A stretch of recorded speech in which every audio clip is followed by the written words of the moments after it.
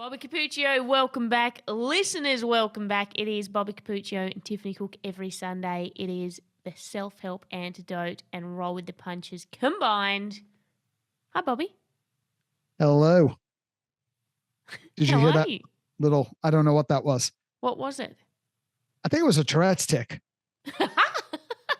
You were telling me about your Tourette's ticks through the week, and I think to myself, it's kind of unfair because I don't get to like experience them with you so much. I don't think. You mean you don't get to bear witness to my ticks? Yeah, I get the sense that you have ticks that I don't. You know, I see you every week. We spend a lot of time together. We're really good mates, and you know, I get the odd blink and little, you know. But then I hear you tell me a story, and I'm like, oh, I don't get to see that. I know people think I'm winking and flirting with them because I'll blink, but sometimes with one eye. It's like, don't you wink at me? No, what? Seriously. It's when you have ticks and you don't realize you have ticks. Like I was talking to Seamus. Yeah. Last week on the podcast, we didn't release that episode yet. And some of my ticks become obvious when I notice other people's responses to them. Like my wife always tells me, well, you're talking to yourself. And it's quite intense. I'm like, really? And then okay, yeah, maybe I am. Or I'll be in the queue, and when I get up to buy things to the checkout, I'll notice that the person at the till is being really nice to everybody. And then I get up there and I'm very nice, and they're giving me this weird look, like, just move on here, just finish your transaction and just get out of here. I'm like, what did I was like, oh, I was probably ticking. I was ticking all over the place. I was probably sitting there, not realizing it, probably having a conversation. It's like, oh, who's this lunatic on my queue? And it's just like, they move me along. And I'll notice that because they're very nice to everybody. And I'm very socially amicable. I like being polite. Like, hey, how you doing? And it's like, okay. By that time, they're already giving me a weird puppy dog. You mean if you throw a ball, I'll jump up and catch it in my mouth and bring it back to you? Yeah, you're always happy to see people. You jump all over them. Sometimes I don't want to be that person, but I cannot help myself. Sometimes I have this unbridled enthusiasm and I want to drown it in a sea of cynicism, but I just can't do it. It just floats right up to the surface, that enthusiasm. It's something I'm working on. I'm getting better. Sometimes I'm just cynical, just overflowing with sarcasm, but other times my enthusiasm does get the better of me. I do like seeing people. So when I rock up and someone's already giving this look of bewilderment and disgust, I'm like, I know it was Tourette's. I was talking to myself with vigor and great enthusiasm. I'm still so fascinated. I had a young girl on a long time ago now. I'd say it'd be over a year ago. And she was, I think, 19 and was fairly recently in her life diagnosed with tics and had them quite obviously. And so I had her on the show, and then I had Seamus on the show, and I have you on all the time, and I'm still so fascinated and don't understand. Like, you know, when you just want to understand something, but you can't unless you experience it, and you can't wrap your mind around it. And it's like, you know, understanding that Seamus talks about when you're trying to control a tic, it makes you want to tick more, or when you're self-conscious, when you're conscious of it, or when you're nervous. So there's these moments of awareness, but then I hear you talking about not even being aware of really obvious tics. I just want a day in the life. Well, the physical tics, you could feel, like when I used to tick quite aggressively, you would feel your head jerk and gyrate, but you would not be consciously aware because it activates the premotor cortex. So before you're even thinking about it, you're ticking. That's the thing with there's two forms of speech patterns that are commonly associated with Tourette's. One is coprolalia, which is the more comical component of Tourette's. Yeah. When you're if you're going to make a film about someone with Tourette's, they would have coprolalia. Yeah. My wife, she was at a film festival. What was that film about with Ed Norton? He had Tourette's. Something in Brooklyn, not Once Upon a Time in Brooklyn, or something in Brooklyn. It was with Bruce Willis and Ed Norton. The name of the film is Motherless Brooklyn. Yes. Okay. So the film Motherless Brooklyn, she went to see it at a film festival and she's watching it. She's sitting next to kind of an acquaintance of hers.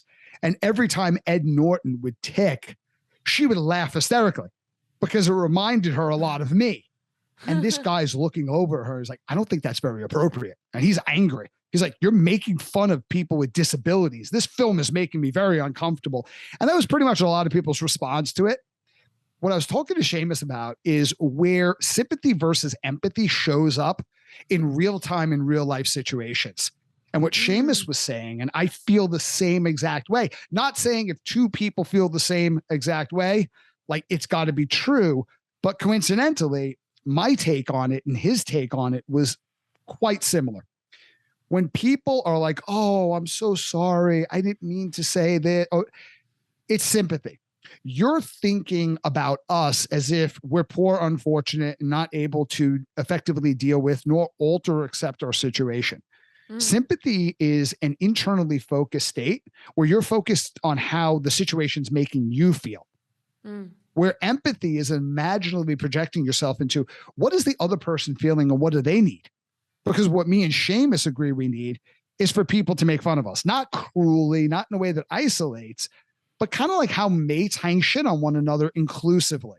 Because if I say something like coprolalia, which is cursing and vulgarity, that's what most people in films associate with Tourette's, and you laugh in a way that's inclusive, you make me feel normal. Because when friends get together, one friend does something funny, everybody laughs. But if you're not laughing simply because I have Tourette's, that makes me feel like an outsider. Yeah, but this is where it gets messy, right? Our intention is not someone else's experience, and that's where it becomes just a shitstorm because you get a whole bunch of people out in the public, and it's, you know, I remembered having the same conversation with Michael Lydiard, who was the war veteran who lost limbs, and you know he got blown up by one of the bombs, and so he's got 2 fingers, half an arm missing, like just a lot going on, and he was talking about how, you know, people just ignoring it almost makes you feel invisible. So the idea of making a joke and going, "Oh, mate, you've been in the wars," or, you know, having a little joke, but it's hard, right? Because people's delivery, people's confidence in that delivery. So something can be received or perceived by an outsider as something completely different, which makes the whole thing a mess. It's no wonder we all tiptoe around and don't have a bloody clue how to think and act. That I understand. I'm talking about someone who knows you, who's a friend. I would not feel comfortable making a joke around someone who lost their limbs. That can come off extremely insensitive. But treating someone different or being nicer to someone than you would normally be because they have some sort of affliction, from my experience and people I've spoken to, not saying that this makes it universal, that is worse. Because you're illuminating the fact that I am different. I speak to someone on a fairly regular basis who's missing fingers and who's scarred up. And I don't say anything because I normally wouldn't, I wouldn't say anything to someone with 10 fingers. Yeah. So I'm not going to say anything like, well, I see Bobby, you got 10 fingers there. Wow. Thank you. I'm so glad we met. This is illuminating. So what are you, detective? Like, where'd you get trained? So it's just a matter of not doing something to where that person feels different in a way that's not positive. And I'm not saying like do what kids do. Like when I first showed up at the schoolyard, I was 5 years old. I had no idea that I was different. No clue. And then every kid out in the schoolyard, it's your first day of school, is staring at you. And you realize, okay, they're staring at me. And then kids will come up to you and go, "What's wrong with your face? Why are you so ugly?" I was like, who, me? It's like, oh, okay. I get it now. I am different. Because I'm looking at them and I know what I look like. And it all of a sudden dawns on you, you're not the same. So I'm not talking about that. Do you know what I mean? Yeah. When I was young, when I was a kid, my mum tells this story about it. We were walking along, and I remember where we lived, there was this tiny little mini, and from memory, it was painted in the Australian flag. It was a little blue mini with stars on it. We walked Love past it already.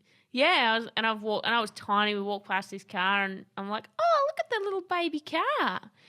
And then that same day, a little bit later, we walked past a dwarf, and I go, oh, Mum, look at that little man. Is that the little man is that the little man for the little car? Out loud. And Mum's like, oh, God, swallow They it just up. say whatever occurs to them. She's like, shh, shh, shh. But, you know. But even something like that, like later on in life, because I go in and out of remission. There are a few years where I will barely tick, if anything. I always have some aspects of my personality and behavior that are not unique to me. They are Tourette's. Yeah. Talking to Seamus is one of those examples where that becomes blatantly obvious, because he will engage in unusual behavior, not meaning weird, just highly atypical behaviors you don't see in someone. That's like, okay, that is exactly me. You just described what it's like to live with me. So I think that's part of the Tourette's. But in times when I'm not in remission, when I'm blinking and my tics physically are more prominent, like for a few years in my 30s, it was coming back. And kids would say, why do you blink so much? It's like, oh, and I would have fun. At that point, I've been dealing with it long enough. And I'm emotionally in a place to understand that's a kid. That's coming from a place of complete innocence. And I would sit down with a kid and explain why I was blinking so much. Yeah. So interesting. Do you know what I was thinking of today? I was thinking of,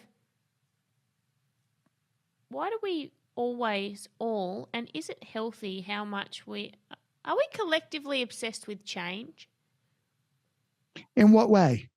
Well, everyone wants to change, be better, grow, evolve. And has that become a thing that's almost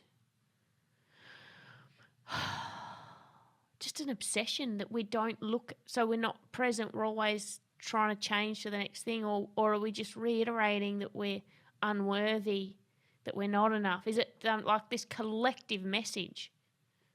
So you're wondering about, is change just a natural state that we strive for? Is it extrinsically imposed upon us that we should want to change? Or is an obsession with change a reflection of perpetual dissatisfaction or inadequacy? Yeah, I just think about collectively in the world at the moment, as we grow and evolve and do things, do we more and more get swept up in the conditioning of, I've got to be more, I've got to be, beyond living present? Does the idea of change mean more than who we are and what we do? Is it always healthy? Well, nothing's always healthy. I mean, some things are always Kale's healthy. always healthy. Well, people would disagree with you on that. However, moving off the kale, my annoying answer to everything is it depends. And yes to everything and no to everything. It depends on the context. I was talking to, Dan Ellenberg. He was on my show. It was like the third time he's on my show. He's a fascinating guy. I love Dr. Dan. And we were talking about resilience. The number one thing that you hear from people who are requesting seminars today and somebody to come in and speak, well, what's one thing that if it was presented to your team, it would have the biggest enduring impact? The most common answer is in some way, shape, or form, resilience. I think coming out of the past 2 years, that's understandable. And Dr. Ellenberg was describing resilience, and I've talked about it. He said, if resilience could be described in a word, it's adaptability. Yeah. So there's intrinsically driven change where I hold an intention where I'm here, or I want to be something different or create something different. And there's a strategy around that. Or there's what happens when change is thrust upon me, which is a normal state of life. Change is pretty much one of the only constants in life. And I can hear people going, yeah, thanks, Captain Obvious. We get that. But you're going to have to deal with change, whether it's proactively generated or whether it's a response to validity within your environment, and adaptability is the key. Mm-hmm. So like, is change healthy or unhealthy? Well, that depends on the circumstances. That depends on your value structure. That depends on, is this something that is pushing you beyond your current capacity, or is it challenging enough to increase your capacity in the long run? There's so many variables to that, but I think how you proactively evoke change and how you respond to change is critical, because you can't avoid it. Yeah, the only way to avoid it is to deny it, and denying it is just delaying your response to it, because it's still occurring even in your state of denial. You're going to have to come out of that at some point and deal with it. Yeah. I love change, and I'm really adaptable to change, and I thrive on it, and I love rapid results. I love jumping in the deep end. And sometimes, and I think this might be a part of where this thought come from, sometimes I think to myself, I forget to value the change in the moment that's happening when after I've dived into the deep end. Like, is that because you're so involved in dealing with it that I think I'm you disappear, or what causes that, you think?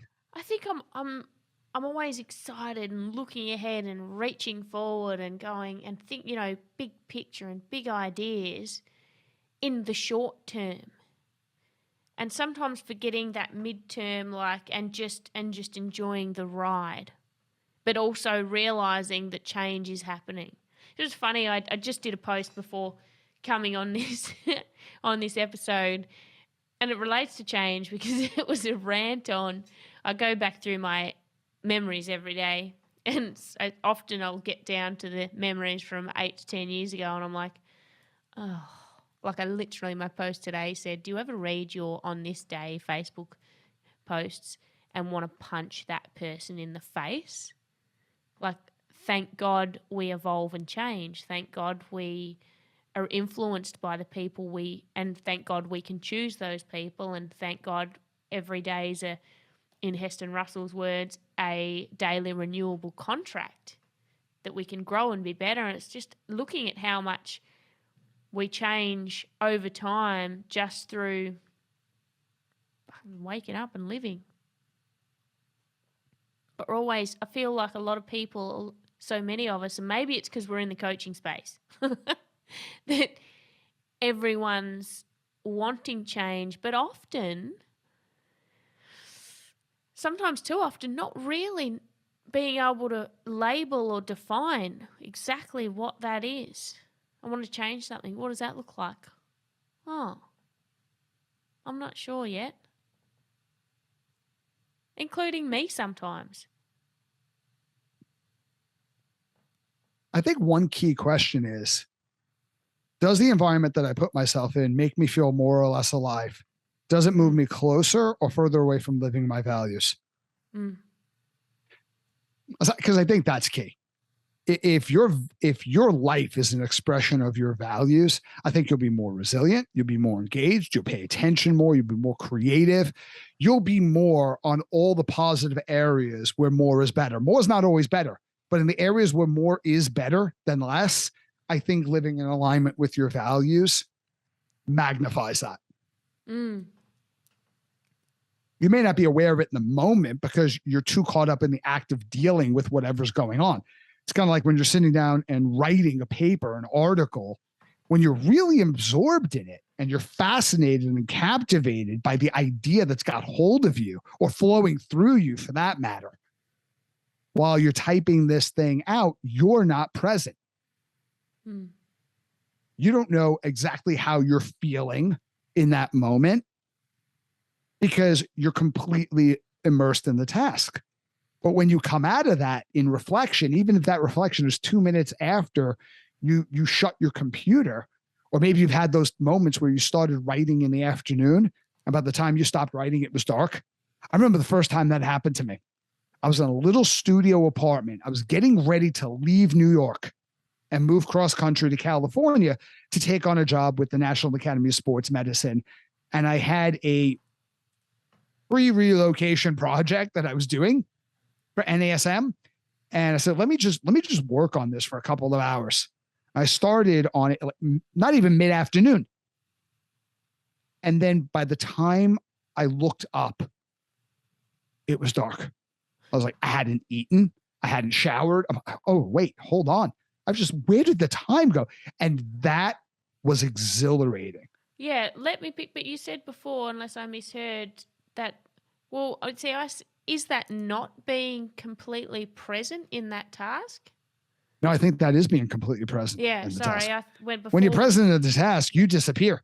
Yeah. A lot of times you lose track of space and time. Yeah. Only to reemerge later when something either interrupts your flow, something goes wrong, and a judgment emerges. Not saying the judgment's good or bad, just saying that you show up to render that judgment. So you become critically self-aware, not task-aware. Oh, what about the micro and macro of change? I reckon that's what can get whacked out of balance. Because it's all well and good to be that present, that into the thing, but if you're anything like me, you can get so into the thing that you raise your head up in 9 months and go, oh, whew, oh, gee, it's spring. Well, okay, that's quite an article you've written. But if we're using the same analogy, that's where values come in as a compass, because not everything deserves the same attention. Some experiences, you just want to taste them. Some you want to chew on them for a little while. Some you want to digest and completely take in. Because everything deserves the same attention. Nothing's really critically important in the moment, is it? Anybody could write a list of 46 things that they need to do by the end of the day. I think the real key is taking a look at that 46 things and going, which 44 of these can I put off and forget about? Which 2 are absolutely critical? That's just the way my mind thinks. I've had partners that have come so close to getting what they want only to undo it in the name of getting more stuff done. Oh. Like come so close to missing a critical flight where you need to be there for a meeting that is critical for your business. But I need to get a few more tasks done because I need to be efficient. And efficiency eclipsed effectiveness. Oh, yeah. If you get these 3 tasks done, what's the benefit to the business 1 year from now? Probably not that high. If you don't get these 2 tasks done, what's the consequences to the business? Probably not that high. If you miss this plane, miss this meeting, miss this presentation, what are the consequences? I'm getting all choked up just thinking about this. The consequences are you get riled up and choke. Death. Mortality, that is the consequence. And we would fight about these things all the time. Or we're sitting down on a sales call and the now client has said yes. And they will keep talking and layering until the client reverses their decision. Do you make calls, like sales calls I've been in, where I've watched somebody take someone from a yes to I have to think about it? Simply because you're not present, you're not listening, you're in your own head. You want to get more information out. You want to say this one more thing or upsell this one more feature or element or tack it on or extend that contract. And sometimes that's appropriate. Sometimes that is not. Like, and you've talked someone out of a decision. Oh, big time. Sales processes. Oh, I kind of hate sales processes, and I might have shared this story once before. I did a course. I'd put a seminar, a course, or whatever it is, an experience on my whiteboard as something I was going to do 1 year. I'm like 100%. I'm committed to that. I'm writing it up there, and I'm going to find someone else that's going to want to invest that amount of money in their business, and they're going to do this. It was like a multi-day experience. I was like, I'm definitely doing that 100%. And in the meantime, I purchased this mini course online experience to do with this person. And the final session of the mini course was just a sales pitch, a hard sell, a hard aggressive sell. And it was so gross to me that I wiped that shit off my whiteboard. And I went, I do not want to learn to communicate like that. I do not like there is an enormous value misalignment with me. I'm so values aligned with who I allow to influence and teach me, maybe to my detriment, but I'm so values aligned that if I see signs of a potential misalignment, I'm like, nah. And I have not been able to consume that information from that person ever since. So you have an intuitive sense of trust. That's your internal compass. Who do you allow to teach you? That's a great question. That's a great question. Because I have an interesting relationship with trust. I find I'm very slow to trust, and I'm very I think people who are both credible, scientific, data-driven, but also very human and connected, and an element of relationship, an element of real connection, just person to person. It doesn't need to be someone like you and I who are mates, who I go, okay, we have a friendship, and that's it. And that is important to me. It's very important, but there just has to be a kind of human mutual respect. There's this genuine expression. Yeah. Like, don't just say, some people say they care or pretend they care and almost put on a facade of stuff and then there's just a hard the lady sell. doth protest too much. Whatever somebody is constantly expressing in terms of an intrinsic attribute that they possess, I get quite nervous. Yeah. Like people who tell you about how honest they are in every conversation. Honesty comes up. It's like, I find that a little bit weird. If you are that, that's just your way of being. You almost take it for granted. A lot of times we possess attributes that we don't, like last week's session where we talked about catching somebody doing something right, because sometimes people do things that are highly impactful and beneficial to people around them. The difference is they're not able to do that on command because they're not even aware of what they're doing. It's just a reflection of who they're being. They almost can't help it. If you're sitting down with someone who's very tall, they're not going to tell you how tall they are constantly. Actually, that's not true. I used to work with a guy who was very tall, and he used to be a male model, and he would talk about how tall people are perceived much more favorably. He would always talk about his tallness. So that's the one exception. But most of the time, people who are tall don't walk around talking about how tall they are. You can see that. I don't need you to inform me on it. Yes. It's an observable characteristic. If someone's honest, it's an observable characteristic, as is kindness. Yeah. For the most part. Sometimes people are pretty good at manipulating. However, usually you can see how they interact with people. So you don't need to double down and drill this into my head. And it's funny because so many times when people profess to have one attribute, when you know them long enough, they start to demonstrate something quite the opposite.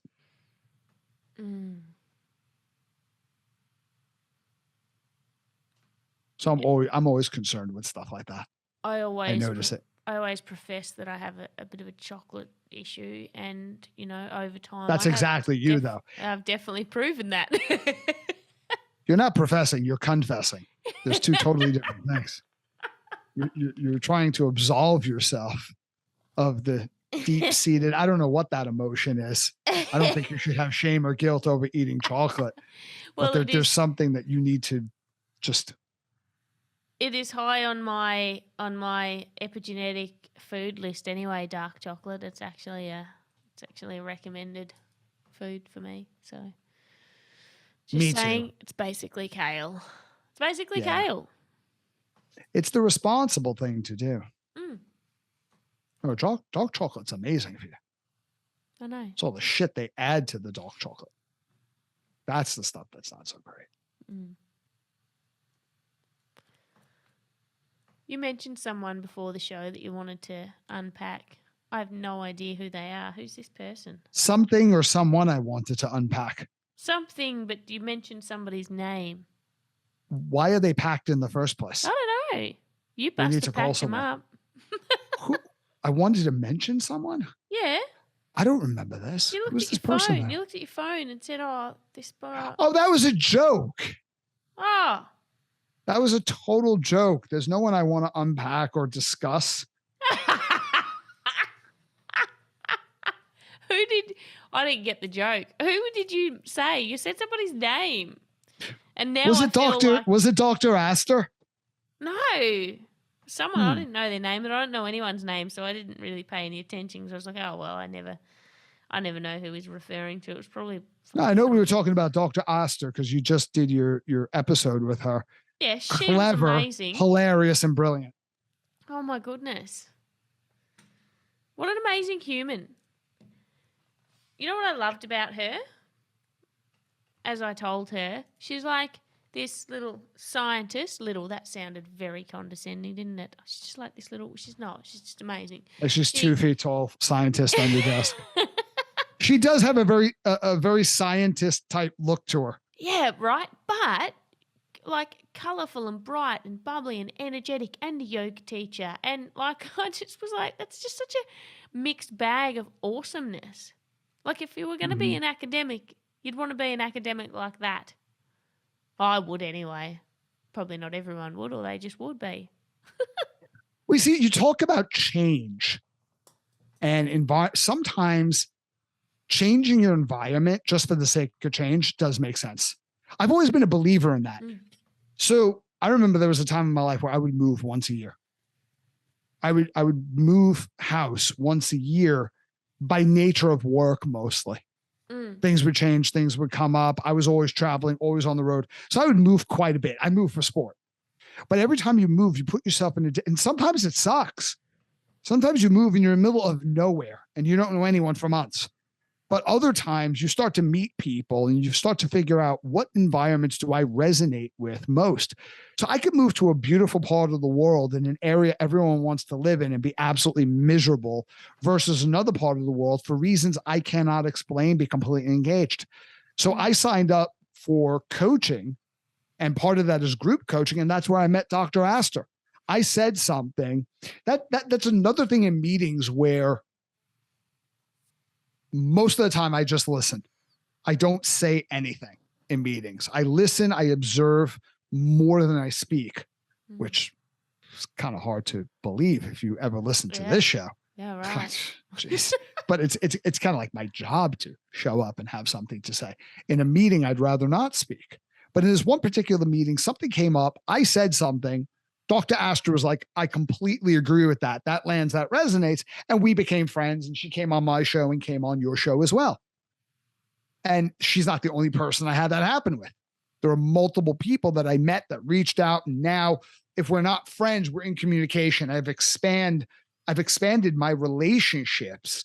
Yes, you can say networks, but the possibility of experiences that I get to engage in as a result of just changing something. Have you ever reached out to someone in that same situation, but reached out to someone who you disagreed with and connected on the same kind of level? Yeah, that always happens because when I disagree with someone, I tend to do it in a way that is respectful, but also grateful. Unless somebody is just completely being an absolute wanker. It's just... I appreciate when somebody says something that's quite intelligent, but it's completely outside of my frame. I either don't completely understand it, or I don't agree with that, or I partially disagree with that.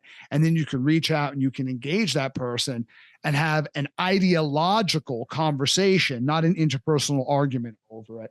We're way too over indexed on agreeing with each other. It's just something that we've talked about before. It baffles me. People are so obsessed with agreement.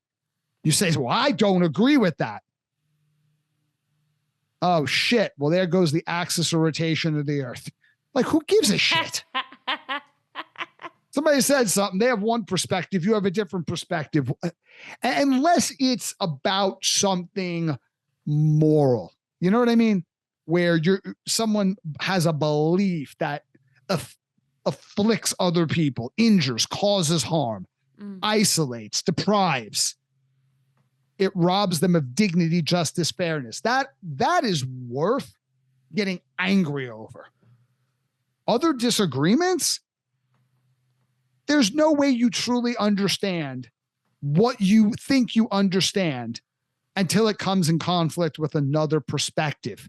Iron sharpens iron.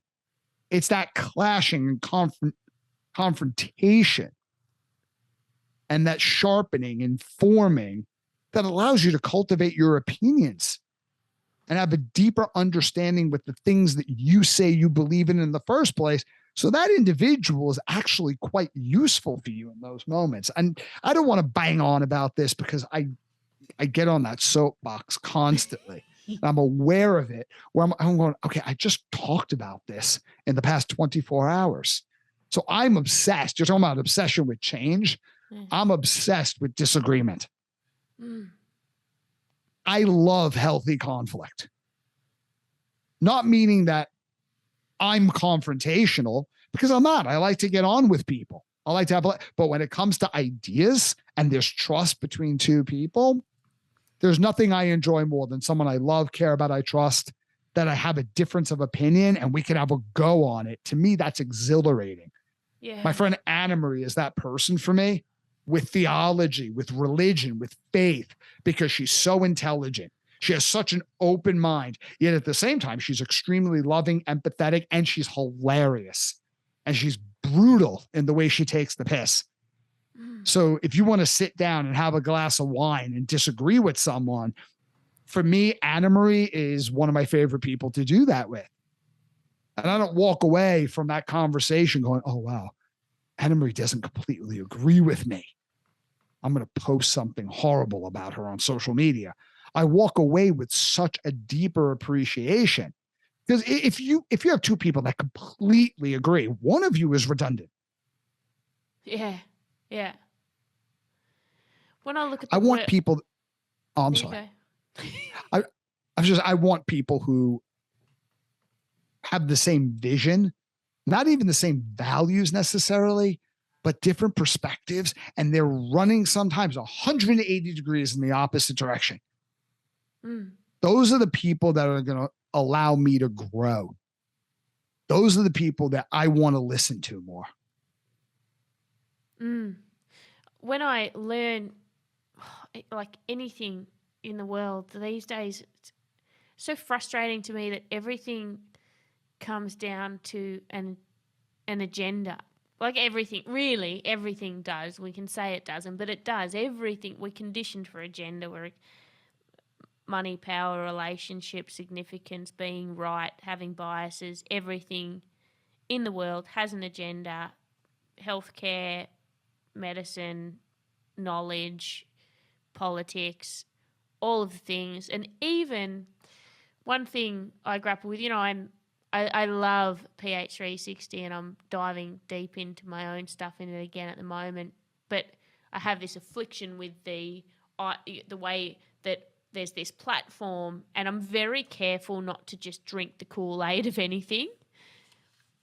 And I've straddled that for the last couple of years as I learn it and use it. But it's just interesting. I watch myself and I'm like, you're not drinking Kool-Aid, are you? Look at the science. I won't jump in and be only that. I'll use it with a lens and I'll incorporate it into things. But I always have this air of skepticism around everything. I don't want anything to completely sway me under its own one lens.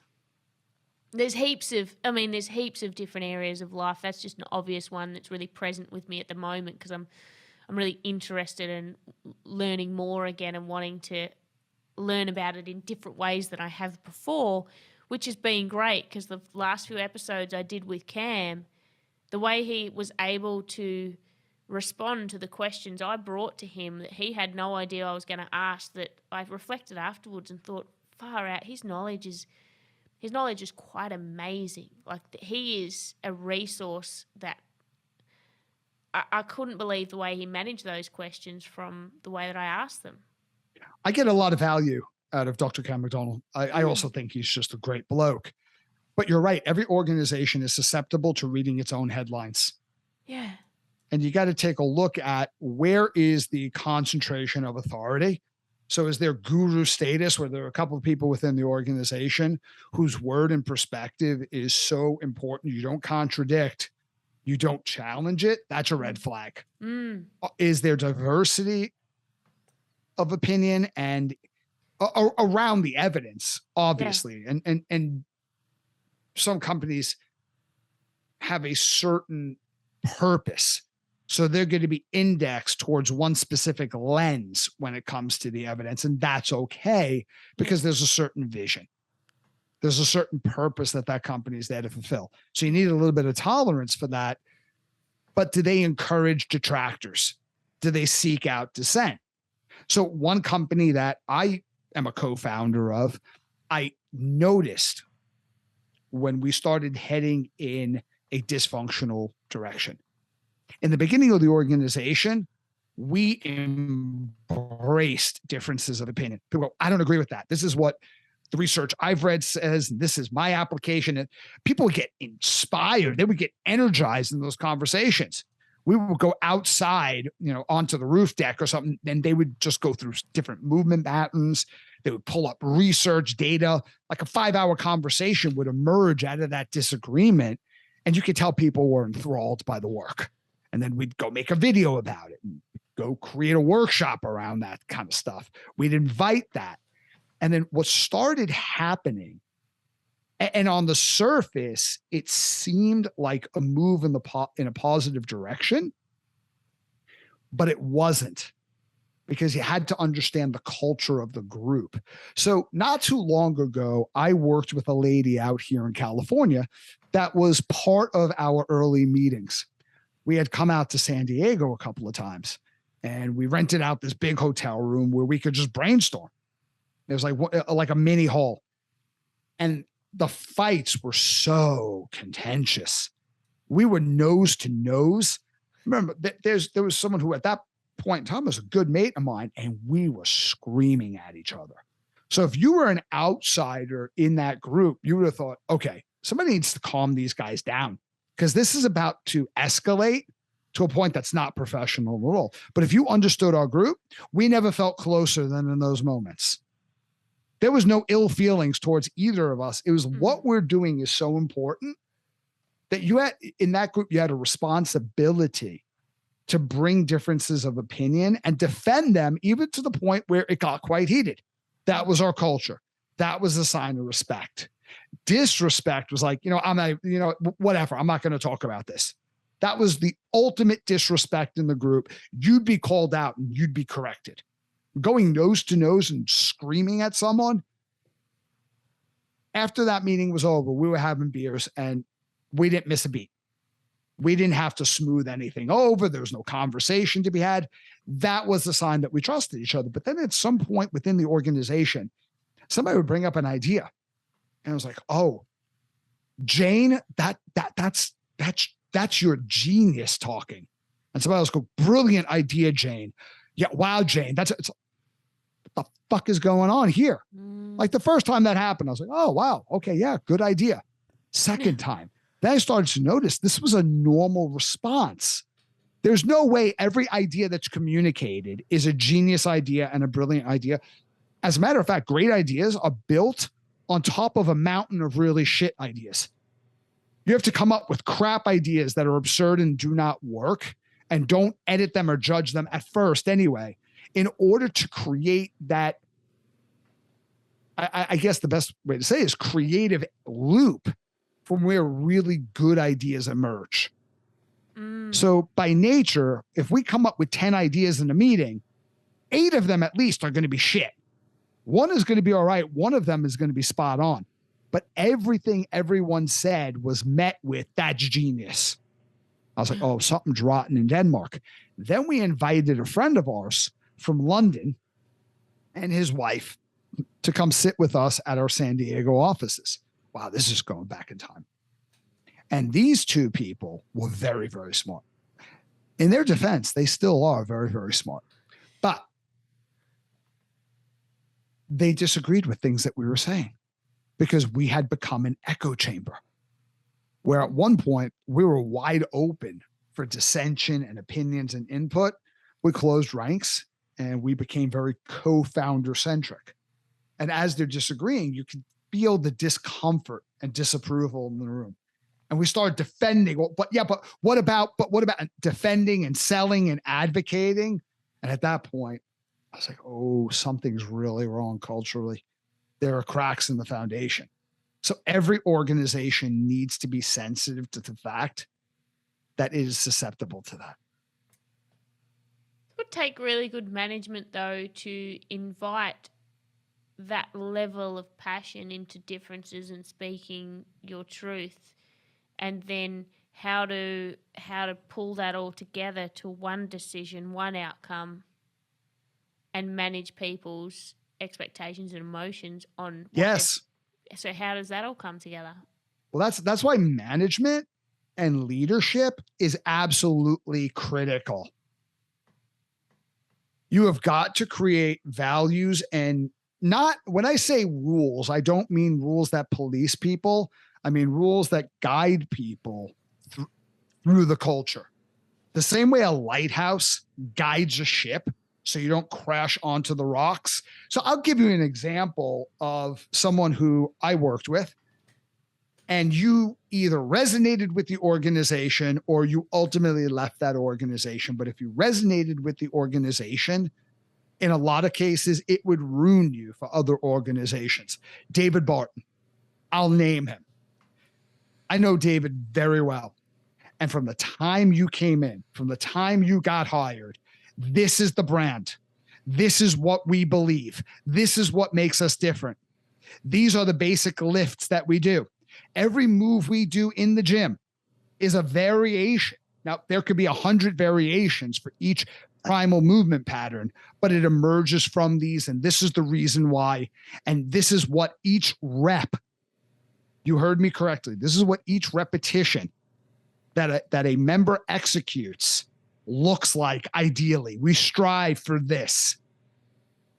And it allowed for biological variation. This is the experience. This is the look. This is how the flower pieces and the artwork in the gym looks. It's positioned. People would walk around and fix everything. And every meeting, we would reiterate that. One-on-one meetings, reiterate it. Group meetings, team meetings, reiterate it. David would walk the floor.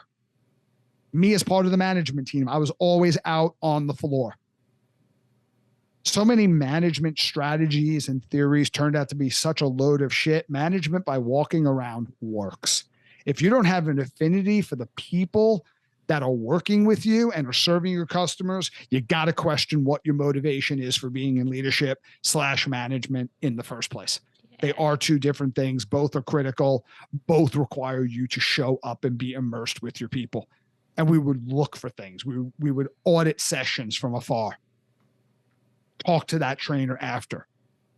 It was so embedded in our DNA, you couldn't miss it. You either didn't accept it, you didn't pay attention, but you could not miss it. And we weren't saying that other philosophies and other forms of training, if they were scientifically backed, were invalid. What we were saying was, this is what we do here, and this is why. It's like if you join a ski team. We are not saying that tennis is a shitty sport. We love tennis. We think tennis is great. Great athleticism. It's fast-paced. But we don't play tennis here because we're a ski club. That's why. And that message was very clear. So you need someone who cares about the soul of the business, not just what the business is, but what does the business do? What is the emotive impact, not just the tangible, measurable impact on each stakeholder that business touches. So I have a disdain for the likes of Isogenics and a lot of similar companies. So bad. And it's because it doesn't breed open-mindedness. It doesn't breed questioning things. It is cult-like in its delivering of information, and I get fired up when I think about it. Well, if you're going to get independent distributors to eat, live, sleep, and breathe the business, there is a level of indoctrination. Yeah. Now, there's a difference. And this is not a commentary on Isogenics. I don't know all that much about the organization. I've never been actively. I think it is. I know people who have come out of that organization, and a couple of them are amazing, actually. If I'm not mistaken, Susan Sly was involved with that organization. Oh, yeah. And so is Kelly Calabrese. I think Kelly Calabrese is a force of nature. She's like this windstorm of amazingness. Don't tell her I said that. But I like these people a lot, but I've never been actively involved in network marketing, but I've examined it because there's a couple of aspects of network marketing culturally that were interesting enough for me to pay attention. So, but there is a difference between our way is the only way, and everyone who is not doing it this way is a heretic and a dissenter. Or even worse, anyone who's not doing what we're doing, you shouldn't associate with them.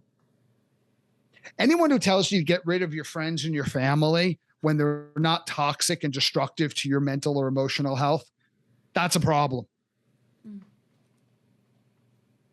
I think one of the things I look at when I'm in an environment, does it strengthen my relationships and ties and support ties outside of that environment or not? If it doesn't, wait, why is that important? I just think you're up to something. There's a difference between that versus, no, we acknowledge all this stuff. When we see something that's stupid, we do call it out. Like a David Barton gym. If something biomechanically looked like it was not a good idea, given what's the goal and who's the individual it's being applied to, it was called out abruptly and directly. But in general, it wasn't like we think other forms of training or philosophies are stupid. No, we think they're highly valuable.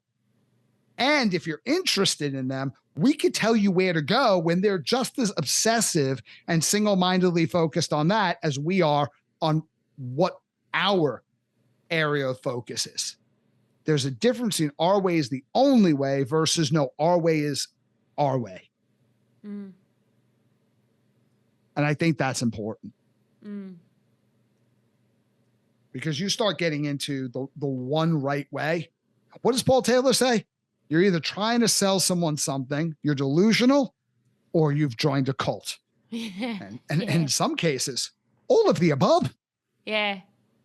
Open-mindedness is hard by way of once you start to practice it, once you start to go, oh, shit, you know what? No one has the answers, therefore I don't have the answers. And from that standpoint, this is what I do enjoy about the epigenetics is the understanding of there is a lot of variety and differences, but like it's again highlighted that for so many years now, everyone has agreed that everyone's different. Everybody's different. Nothing can be the same with one person to the other. Yet, all of us, coaches, therapists, allied health professionals, teachers, everybody has a process, and anyone that comes to them, they will say, yes, I can help you, this will work. And I think sometimes single-mindedly. Like, how does that work? It's like, yeah, everybody's different except for the people that come to me to buy from me.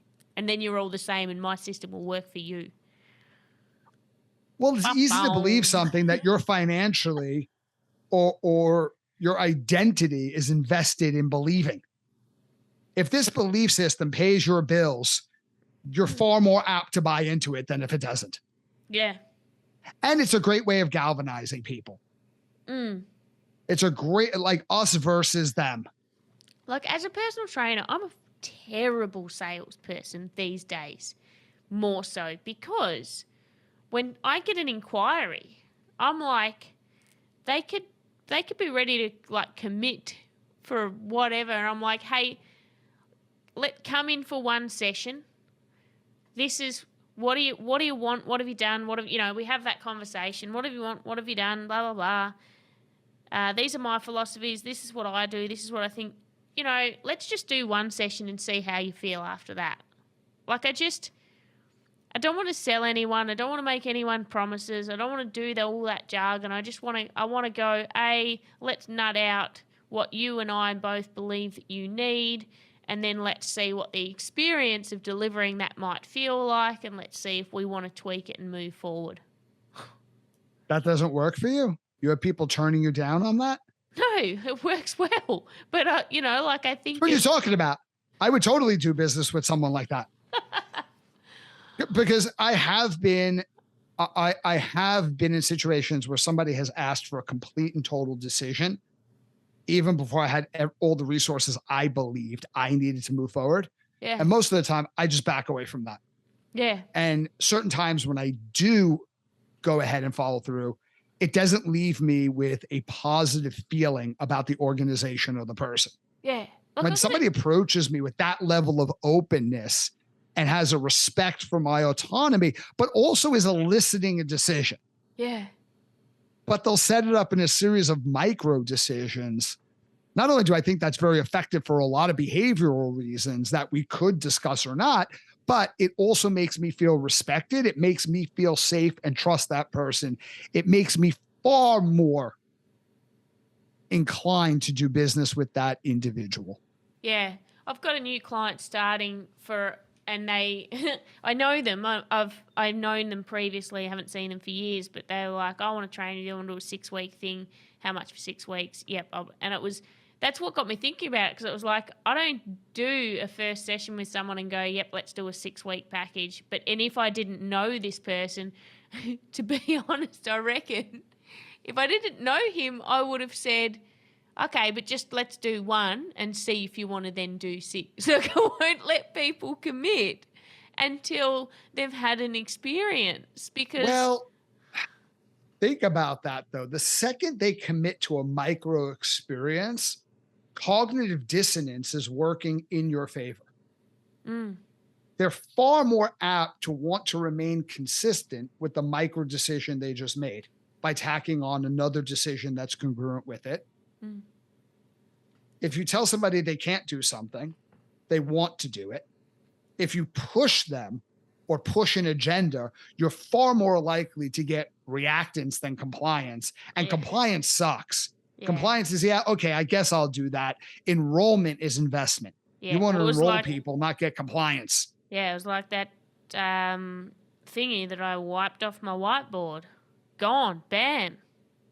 I used to do that all the time, and it worked phenomenally. What? Tell me I'm not committed. I'll wipe that shit off. There you go. There's your commitment. You had it. There's things that we did with health club chains, and we got tons of pushback because you have people that are zealots.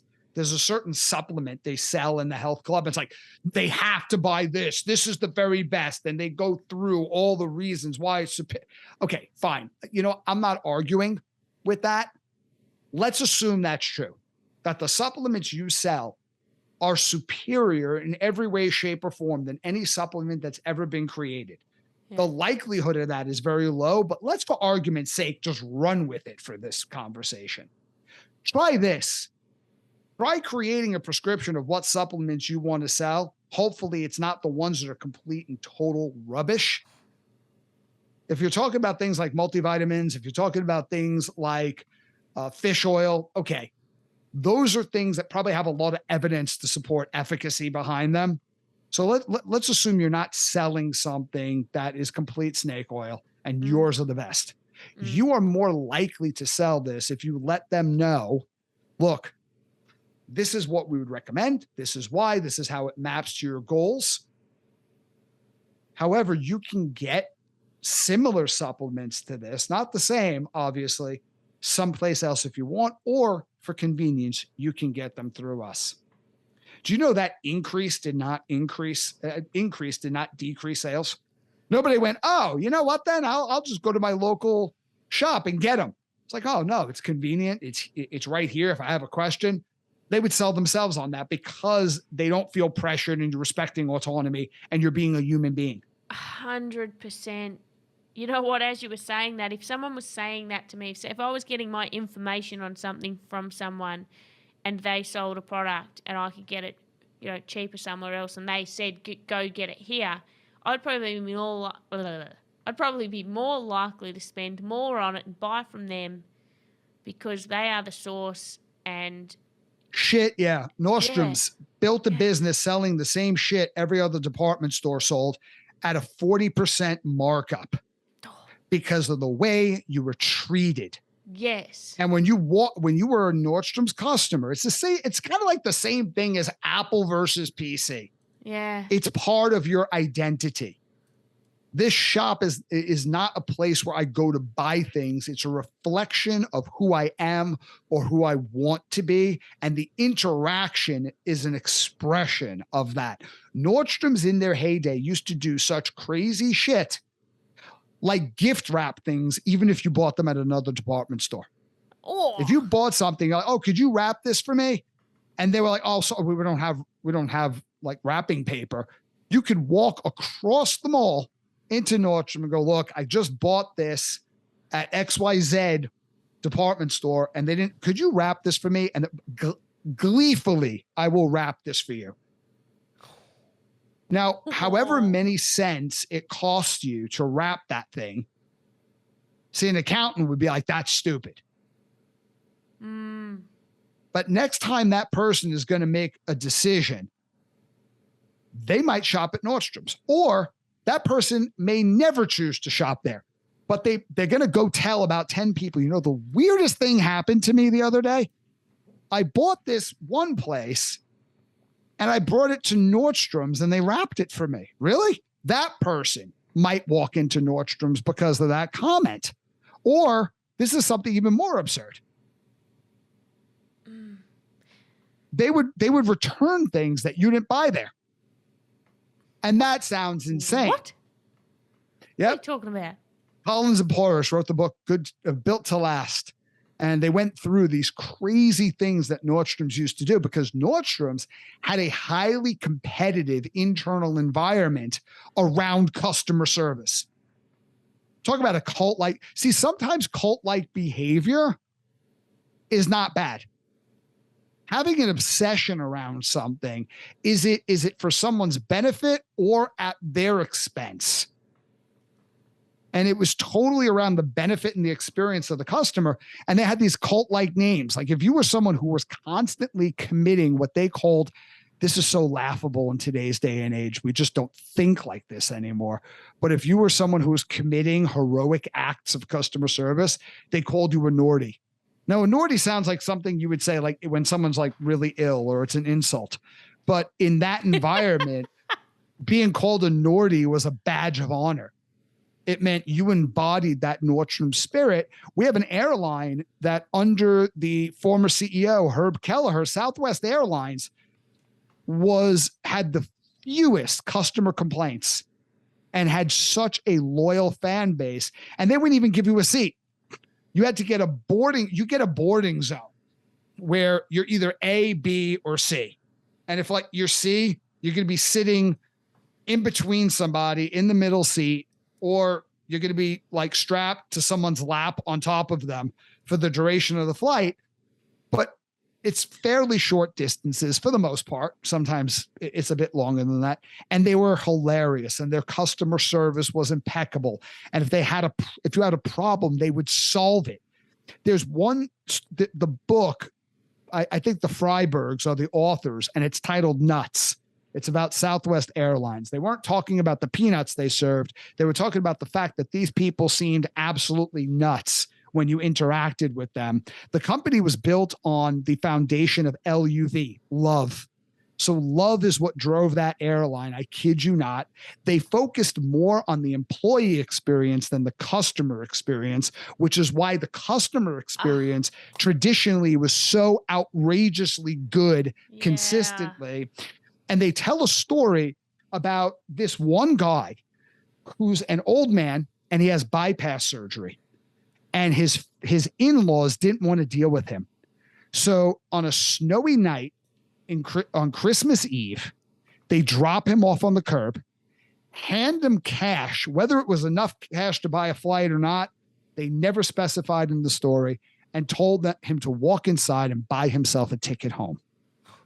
So this guy who just got out of surgery, bypass surgery, no less, who's old and medicated and very confused, walks into the airport on Christmas Eve in the middle of a snowstorm and kind of mumbles to the ticket agent for Southwest Airlines, I need to get a flight. I forget where it was. Anyway, it doesn't matter. Let's just say, I don't know, Arizona, for argument's sake.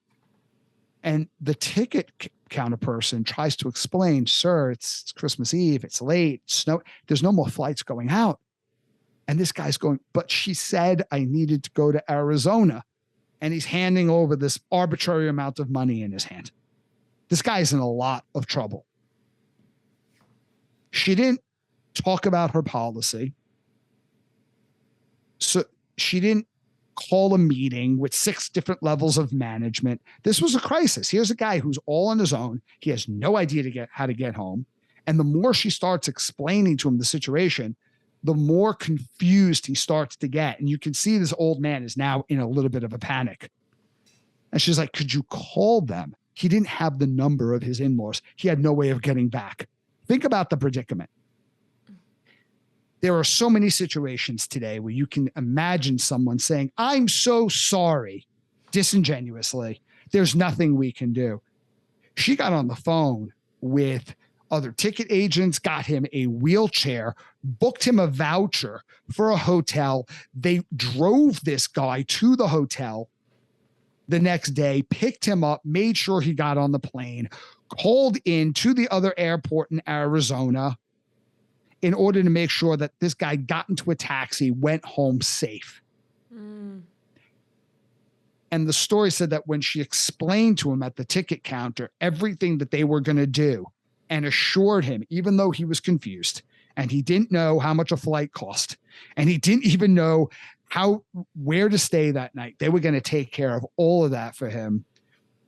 She said that he bowed his head and started to cry. And when she came around just to console him, he was wearing shorts and there were still tubes in his legs and he was bleeding profusely into his socks. And that's the condition he was left at in the middle of the winter at a curb by whoever these people are. I hope they got the worst case of hemorrhoids anyone has ever gotten, and it caused them severe agony for the rest of their lives. But when somebody asks you, what do you do for a living? You cannot honestly at that point say, well, I'm a ticket agent for an airline. No. That's what you do. That is not who you are. Think about the difference. Think about how bad that situation could have been versus what it was for that guy. Not only was that situation comforting and a relief, that guy went to the hotel no longer believing that he is not worth anything and therefore nobody, even his family, gives a shit. That guy was seen. That was an act of I see you. And that is what happens when you have a strong corporate culture. You attract people like that, and people who don't think like that, your company spits them out like a fucking virus. And that's power, because that means every person who is a server walks up to a table with 6 people and says, okay, given the past 2 years, statistically, 2 out of these 6 people are having a real shit time in life. What can I do? How can I perform? And yes, I do mean perform in a way that gives them escapism, creates a memory, relieves stress, creates connectivity. Because you have servers like that, and then you have servers that cannot be asked. And I don't know, maybe they're having a bad day or whatever. But if you think about that, if you think about companies where this is who we are, this is what we stand for, no exceptions, mistakes will be made. And as long as, not only will mistakes be made, as long as the mistakes are made whilst you're striving for the ideals of the culture, we will reward failure and punish mediocre, irrelevant successes. That's an organization that lifts people up to the level of heroic. I don't care if you're a ticket agent. I don't care if you're parking someone's car. I don't care if you're a server in a restaurant. Boom. That's why I love the customer service world. That's why I love culture. It is transcendent and transformative at its core. I can tell. I just went off on one, didn't I? Yeah, that was a big tangent. Jeez. And now I'm running late. I'm so ashamed. You had one job today. You had one job.